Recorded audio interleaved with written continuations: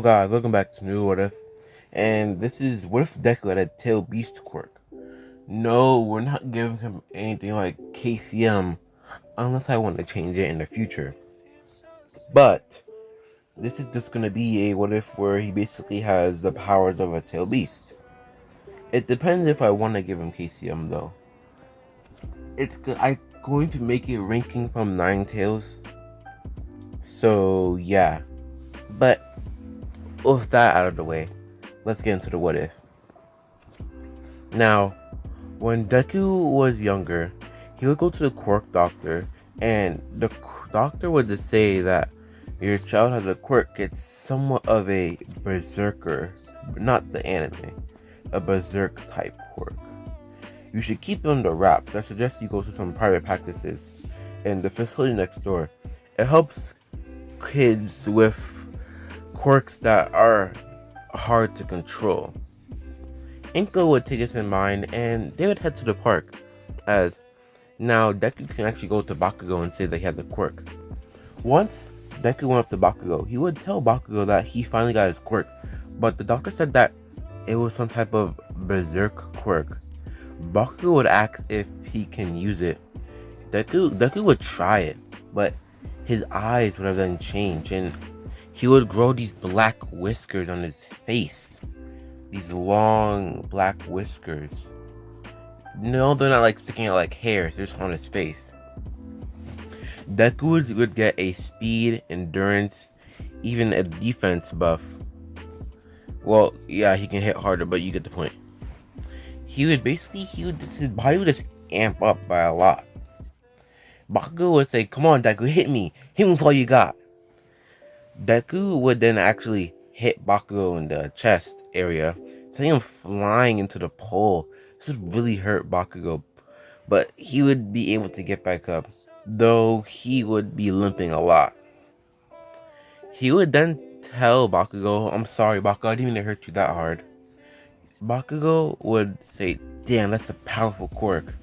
I'll make sure to get stronger so you'll surpass me." Deku would have still be in this tail beast whatever form, and then he felt like he was about to lash out at Bakugo for no reason, but then he just stopped it, and he fell to the floor a bit tired, and so he went back to his mom and went home.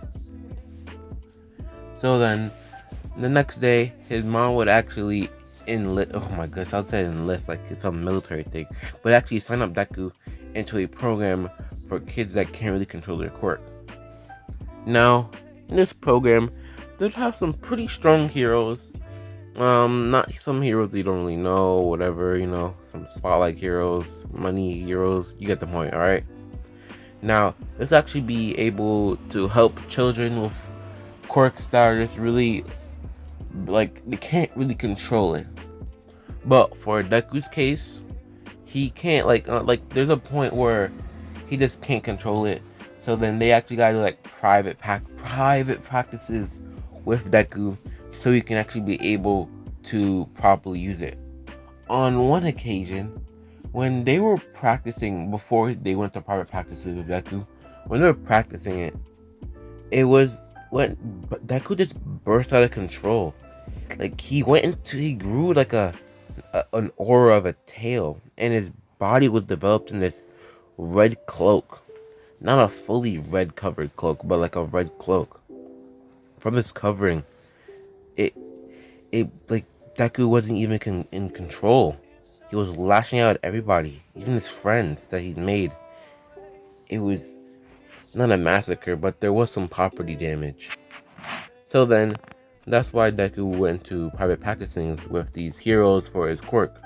The time Deku is a teenager, he would already have mastered the 2 tails. Now, why only 2 tails? His mother has kicked him out of the program. Well, his mother took him out of the program ever since Deku basically started doing some type of meditative training. And so then Inko thought that, I guess he's doing this type of training is not that destructive, so they can now just make him stay at home, meditate when he's in his forms or whatever, so he can master it. Now, This will be the end of their high school years. The teacher would throw all the papers up in the air, saying that he all knows that they want to be heroes. So from that, he actually called on Bakugo and Deku. He would then say that looks like two people in his class want to go to UA, Bakugo and Deku. Interesting. Very nice. I see Bakugo and Deku getting in. Not sure about Deku though, because the teacher would still be thinking in his head, saying some stuff out loud, and the class would have been debating. Yeah, Deku's more powerful than Bakugo, but sometimes he accidentally goes berserk for a couple seconds or lashes out at somebody. On the other hand, Bakugo is pretty dangerous. He's a bully too. They would have been debating until someone said out loud, I 100% agreed that Deku's definitely going to UA. I'm not sure about Bakugo though. And then there would have been like a kind of a fight, but like kind of one-sided, because Bakugo's a bully. And now, from this, the class would just debating and debating and debating. Yo, the baby? Bing, bing, bong, bing, bing, let's go. Okay. Now, when Deku's going home, he would have took a shortcut as he's trying to get home and meditate more, because, well, the more he meditates, the more his mastery goes up, alright? Now, as he was walking home, something would grab his leg from a sewer drain he was walking on, and the sewer drain would just explode into the air. Now, it would have been some type of gray, greenish slug monster or slime. In a gargling voice, it would say, "Give me your body, kid," grabbing over at Deku. From this, Deku didn't know what to do, so he decided to activate his quirk, knowing that he can't use that on the public. And so then, a huge aura would explode, launching the sludge villain or slime villain, whatever, launching it back into a wall. From this, Deku was actually prepared against the battle, scratching it multiple times, but seems just to cover itself back up with slime. And so then, he decided to use a move that's pretty destructive, but he'll tone it down a bit, just so he can at least get away from the area. He would charge up a Biju Blast, shooting it at the sludge villain. This would just straight burn through it, leaving like 3rd-degree burn on it, basically. It would have not been able to regenerate itself, basically covering all over, as now it would have kind of been moving slowly. All Might would appear actually punching it into the wall. From doing that, Deku would actually come out of his little Jinchuriki form, whatever, and he would just start fanboying over All Might, saying, "Oh my gosh, oh my, oh my gosh, oh my, hi, oh my gosh, like you're here, oh my goodness." Now, this what if his successor is actually Mirio. He actually gave the hair to Mirio, as he really did need to find a successor fast. So, one of the big three. So now he would ask for All Might's autograph, and he actually asks if people with berserk quirks can actually become heroes. All Might, knowing what he means, he would definitely say yes. They just need to practice and learn to control their quirks in the proper way. And now this would even motivate Deku even more. And so then, while he was walking home, he wouldn't encounter Bakugo being captured by a sludge villain. The reason being is that he's basically burned a hole going through him, the sludge villain. So now he doesn't feel like moving, and he's really burnt up, crisp too. So then he would have got home and waited the couple past days. Wait, nah, he won't wait a couple past days. So then from when he got home through the summer, he would have been actually practicing. He kept meditating actually. And he'll finally reach into a 4-tailed state. Finally, these 4 tails. I'm not sure how they go on, but I think it's infinite. If I keep practicing, maybe. He was able to get through to Force 4, and he's basically on the like end of the bridge to Five Tails, basically. But for now, we're gonna stay on Four Tails for the rest of the story. Now, Deku, he would actually start packing stuff up what he needs and head over to the UA entries exams. Now, once you would head inside, it would have been a really huge facility, not even gonna lie. They had you some sort of like cannon launchers, but that was for some other people. And they had this really sleek flooring, but they would direct all the students into another room. Now, it would look like some huge auditorium. This auditorium, Deku would sit like in like the middle back, the middle from the right. Now, I remember I'm just making up my own stuff. Remember, so like So now, they would just been talking, saying welcome to the your legacy exam, blah blah blah. President Mike just speaking his stuff, right? He doesn't really feel like to bother Deku as he's just chilling. Well, not Ida, of course. It's actually just Deku. He's just chilling. And so, Deku, he doesn't have his, he knows basically about almost every hero, but doesn't have his little, write down everything. He basically has hear it, alright, bet, I'll remember it forever. I forgot the word for his mindset or whatever, but you get the gist. Now, from this, some students will go to these pods. These pods were strictly built for people that can't really get that far or want an advantage. So basically, if you paid a certain amount of money, you'll be able to go in this pod, and they would launch you pretty far. And so then, people would actually start launching, and when the gate was open, some people were confused until President Mike said, "There's no real countdown in a fight. Go!" And so then people actually started rushing over, seeing how those people got an advantage. Robots have been taken down from left to right. Now, Deku actually knows how to basically kind of use chakra, but he used it in a rotation way. Now, this is actually the Rasengan. I'm actually going to be giving him fire style, so you'll see more of that sooner or later within the series. Now, Deku, without going into his Jin Cloak yet, testing his limits and seeing how far he can go with his strength alone. And so he's actually been casting some jutsus, great fireball, and fireball jutsu, as those are the only ones he knows so far. Now, he was finding actually a bigger robot that wouldn't die to his great fireball. He would just tank it. And so then he decided to actually power up. He would power up into his first Tails, just so he could easily scratch it down and take it. Now, he would use a move called Jin Claw. He would basically turn his hand would then grow these like these aura claws, and he would just start smashing through all the robots bit by bit. He would then just start shooting out bubbles out of his mouth for some reason. Now, I'm actually gonna give him some of the Jinchuriki's moves, because this is a tail beast quirk. Basically, he can have any of the tail beast power, but the tails are going up. So now, basically, he's actually sometimes I'm going to actually incorporate some of the tail beast's quirks, not some of the tail beasts actually like Genkais. So, you know how the Six Tails has a double Genkai? Yeah, I'll be doing that.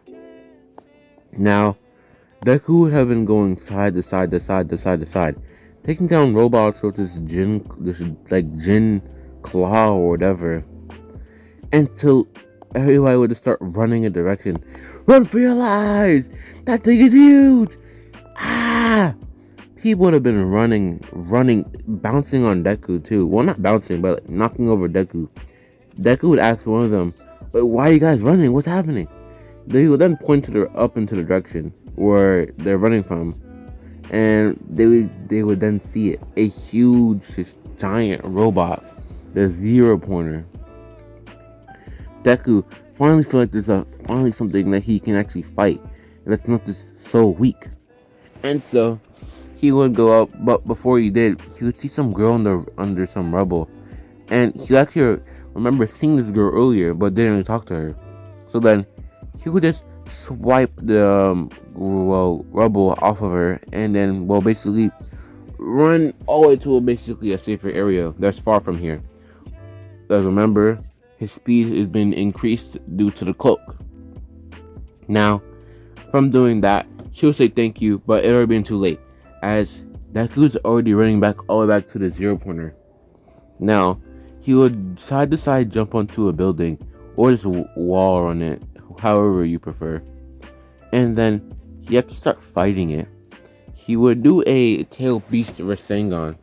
That would make a look like a rotation circle on it, but wouldn't damage that too much. He would then, the 0-pointer would actually then throw its arm, knocking Deku into some buildings. Deku would still be able to handle himself, as he's hurt, his cheeks hurt, his ribs hurt, but not broken. And so then he decided this, alright, then I'll end you now. He would pop his 4 tails and charge up a Biju.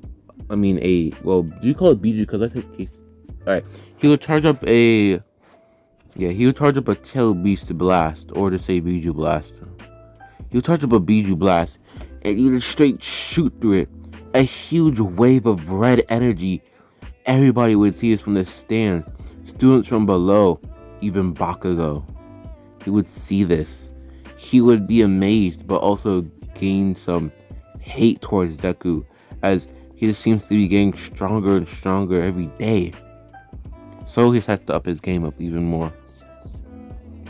Still then, from that, Deku would be pretty fatigued, that was a huge blast than normal. Yeah, he can do some really good, basically normal blasts, but he put a lot of energy into this one. He doesn't really know how to control his energy properly, so he needs to work on that more. Or he's just gonna get really fatigued faster. And so, he would actually, Deku would actually go around picking up people that were caught in the crossfire and bringing them back so they can basically get healing. Now, from doing this and taking on the 0-pointer, people would actually start basically looking up to Deku as a role model. Yeah, there's All Might, but you see how powerful Deku is? It just makes you want to, look up to him like that. Now, Deku actually grew a fan base. Even it would be on the Twitter internet too, there have been recordings passed around of Deku actually just popping off during the exams. People still look at him like he's just holding back even more power than he has. It's crazy, isn't it, huh? And so, now, Deku, he would walk home, basically kind of getting attraction on Instagram or Twitter, Deku would have just been chatting, talking, you know what I'm saying. Now, Deku would get home and basically meditate for 2 hours and then basically eat dinner, fall asleep. He would wake up to his TV on at 3 a.m. saying, "The best part of waking up is watching your job." Like, you would just wake up at like 3 a.m. with your TV on, and then there's something weird on, like you're watching YouTube, and you wake up at 3 a.m. You know what I'm saying? Alright, let me stop. But the best part of waking up is watching your job. And so now he basically wouldn't be able to sleep until later on. And so it's the next day. His mom would have been humming the best part of waking up. And so he'd get annoyed. He would go to the door and it would be a package. And so he would just pick it up. Now, it would say his name. Well, of course, don't open packages that don't say your name on it. And then he would open it on the counter. His Inca would be there. And then it would have been a holographic message from All Might saying, "Midoriya, you've got this many and this many points. Because the person making this what if is actually dumb, we are not able to calculate how many points you have. So we're just gonna say you got like 900 something this, 800 something that. Alright? Good job. Also, you got no points for the 0-point because that was not on the list. Bye." And then, they would actually been celebrating as he got into UA. Deku would post this on Twitter, the toxic battleground that we know today, of him getting into UA. People have been excited. People talk about them not getting into UA, but his fan base is growing by the seconds, minutes, hours. Now, when Deku walked into the UA building, he would have been talking with a lot of people, a little friend group of his, basically. He would have been talking to a bunch of people, as basically from people he saved. He basically became friends with them, keeping tabs on them, basically, too. Now, he would then depart from them and head to his classroom. He would look at the door frame and say, whoa, do you have huge people in our class? That was a door so big. So I'd walk into the classroom. You wouldn't really see that many people. You'll see like Uraraka. We see some dude in a sleeping bag. And we see some dude with some, Hashi. My goodness, man. I'm trying to make it so Deku doesn't know the people. But, like, it's hard, alright? Because you had to describe it fast. You know what I'm saying? Yeah. So, you'll see some dude with, like, pipes on his feet or whatever. And so, he would just go sit down. And some floating top. Confusing, but okay. And so, people would basically start introducing themselves. Ida would lash out at Uraraka saying, hey, be quiet. We're waiting for all the class, man. Like, come on. Be quiet. But, like, he's sleeping on the floor. The class is not even here yet. We should be able to talk. Don't matter. Don't care. Shut up. But, they will argue, whatever. Fight back. Whatever. Not fight. Whoa, not fight. But you got the gist. Ida basically being himself and people talking in the classroom. And so, more of the classroom would get in. Deku and Bakugo would lock eyes as Bakugo would say, "Oh, Deku, I knew you were holding back on me. Who knew from that one punch, huh? You get so strong with that quirk of yours. I'll know I'll surpass you one day. I have moves that you can't even comprehend. Moves I've been practicing all this time. Gear that's still in the making for me, myself, this power I will use to beat you." And so, Deku, he getting some vibes. Like, if you know what I mean, you know what I mean. Like, if you know what I was just, like, monologuing about with Bakugo, like, what kind of reference, then you're Gucci, but I see you. I see you. Now, of course, Aizawa would then get up, and the class would have been mildly talking, some just on their phones. Aizawa would just have his hand on, like, alright, so basically, he's standing up, has his like, arm on the desk, or whatever, his teacher thing, like, little pedestal, and his hand on his face, waiting for the class to shut up. And so then, Ida would basically scream at the class, saying, "Aizawa's standing there waiting for us." And then, you're like, you know how long it took y'all for all to shut up, bro? Man, y'all are so annoying. Anyways, come on, we're going down to the outside.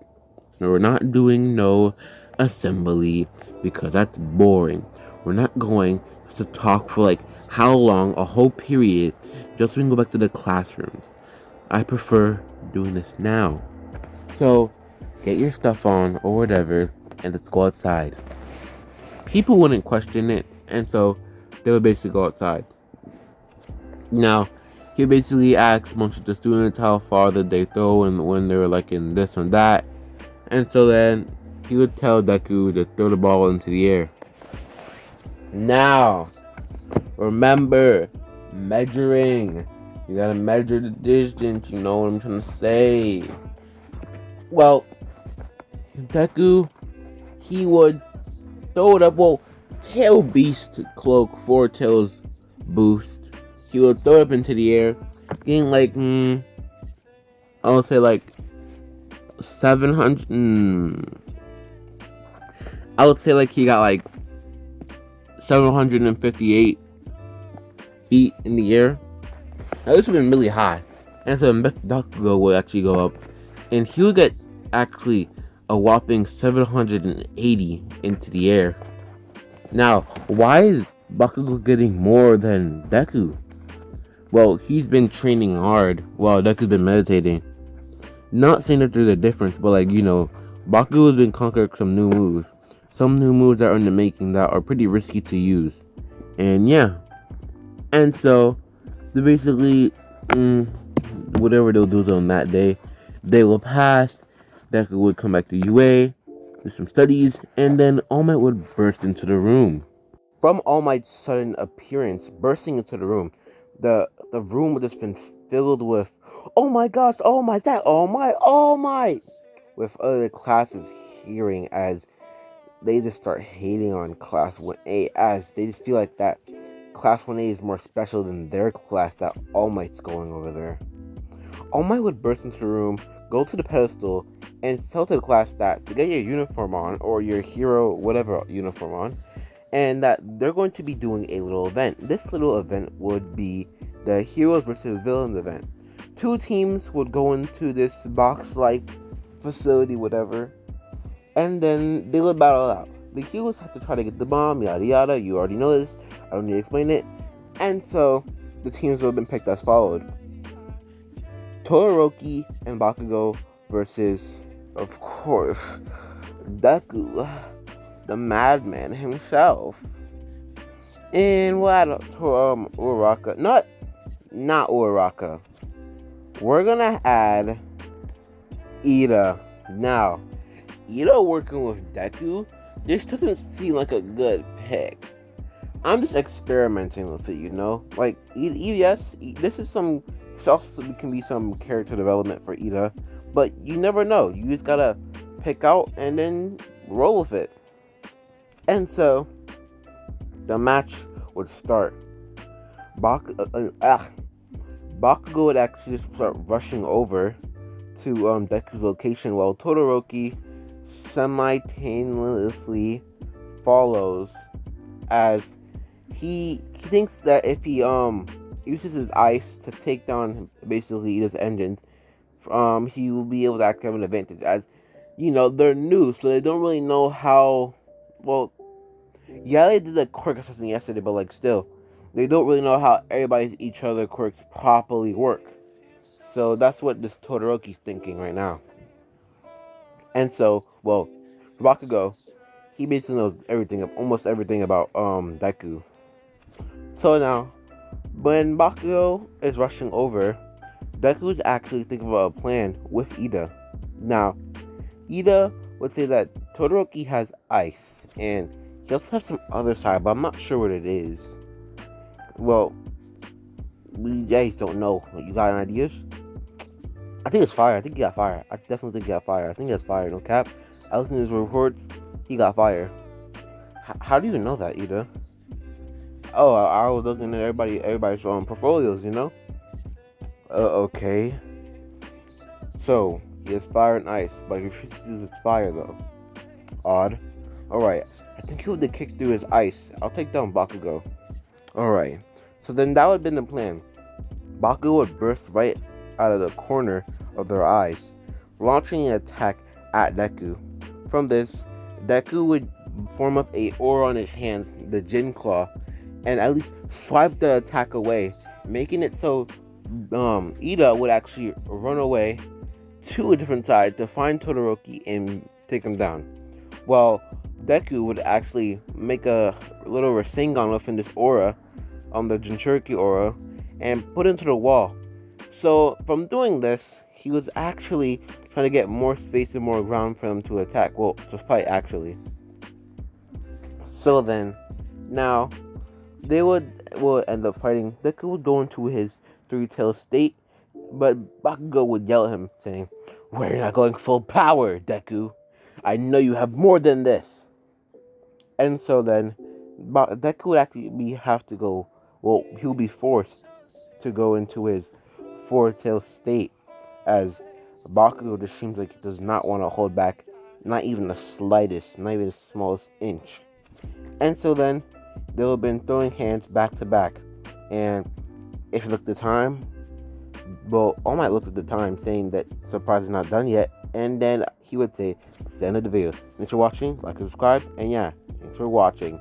See ya, guys.